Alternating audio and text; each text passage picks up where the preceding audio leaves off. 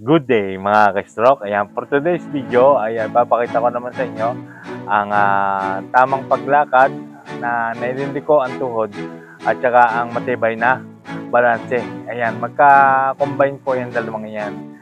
So, yun po, papakita ko po sa inyo ang mga tamang exercise para riyan, para may bend ang tuhod sa paglalakad. So, papakita ko sa inyo, pero lalo na kung bago ko pa lang po sa akin channel, please subscribe at huwag nyo rin kalimutan i-hit ang notification bell para update tayo sa mga video na lumalaban sa stroke. Alright!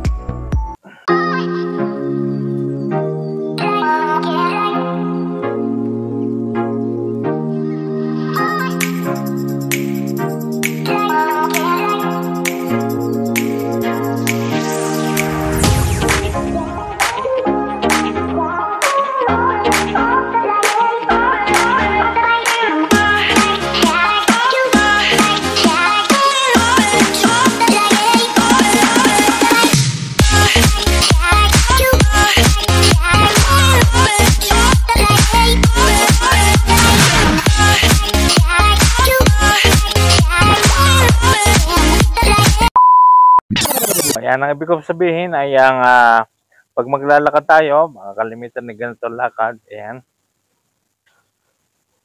Ayan. So, papakita ko po sa inyo dahil ayan o. Yung ganyan po ang tamang paglakad. Kailangan nasa harap. Ayan. So, ang una po ay yung i-squat po natin yung ating mahinang legs. Ayan. Siya lamang po mag-isa. Ayan.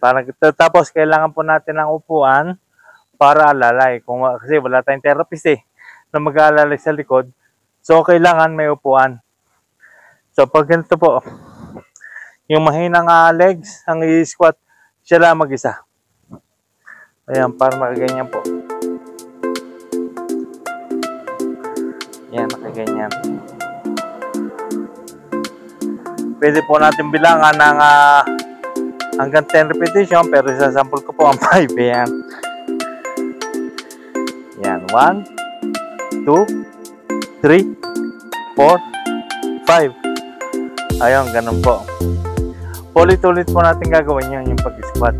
At importante po, may upuan para kung halimbawa, mapabagsak ka, ganyan. Ayan.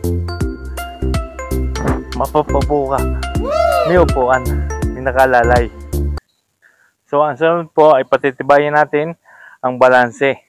Malalaman natin kung matibay ng ating balanse sa pagtayo kung pagdidikitin natin yung dalawang paa. So, parang ganito. Kaya magkadikit siya, magkadikit na ganyan. Ayan. Tapos, nakadipang ganyan. Nakatingala. Ayan. Tapos, I'm the top of the world. Hindi, ganyan po talaga yan. Magkadikit po ang dalawang paa. Ayan, tapos pwede po tayong pumikit na ganyan. Kung makakatagal kayo, ibig sabihin, matibay na ang inyong balanse.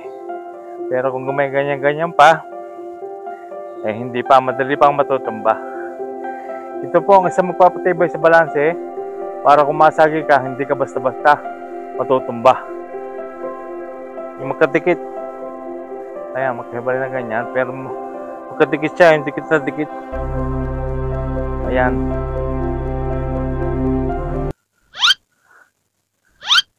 Diba? Yan ang isang magpapatibay ng balanse. Ngayon, subukan natin maglakad. So, testingin natin. Ayan.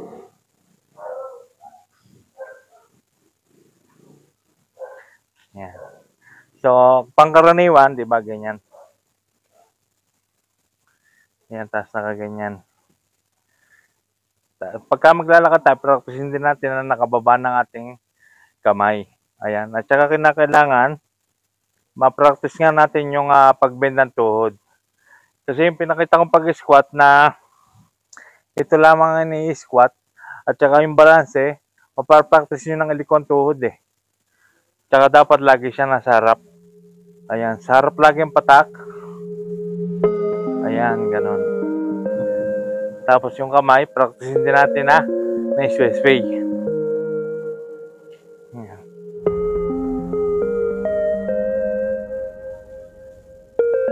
Ayun. Kapag lagi nyo ginagawa yung squat, makakalakad kayo ng ganyan. Ayan. Practice nyo lagi sa harap. Ayan. Tapos yung mahina, sa harap din. Ayan.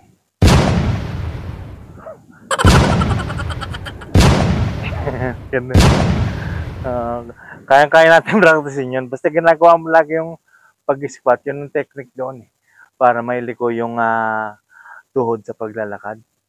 So, practicein nyo yun. Tapos ay practicein nyo rin ang lakad na doon sa harap ang patak ng paa. Ayan, parang ganito.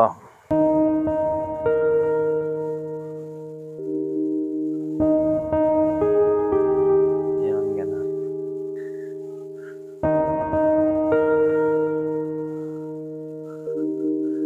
Ayan. So, bali yung aking pong lakad, meron, hindi pa rin nawawala yung katal.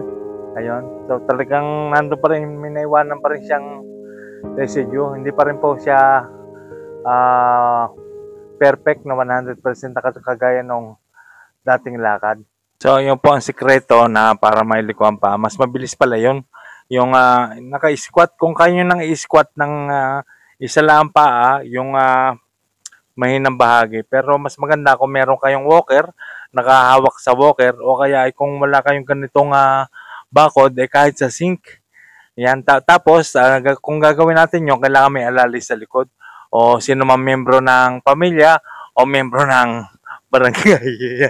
At saka kung wala, ay di maglagay kayo ng upuan para in case na kayo makabitaw o mangawit yung inyong tuhod, ay masasalo kayo ng upuan. Ayun. So, yun po ang technique nila. At saka yung magkadikit ang paa na talagang dikit na nakatayo. Pero dapat kung gagawin natin yon, dapat meron ding cane. Ayan. Ngayon, kung matibay na, pwede na natin bitawan ng cane. Doon na natin mabibitawan ng tungkod pagka matibay ng balanse. At doon natin malalaman yung sukatan, yung pagdikitin yung dalawa yung paa. Tapos tingnan nyo kung makakatayo kayo na matagal, kung hindi na kayo uuga. Ibig sabihin, matibay na ang inyong tayo. At kung masagi man kayo, hindi basta-basta matutumba. So, karamihan sa ating mga na-stroke, talagang kalaban talaga natin, number 1, inip. At saka yung hindi pa natatanggap kung anong nangyari sa iyo na na-stroke ka.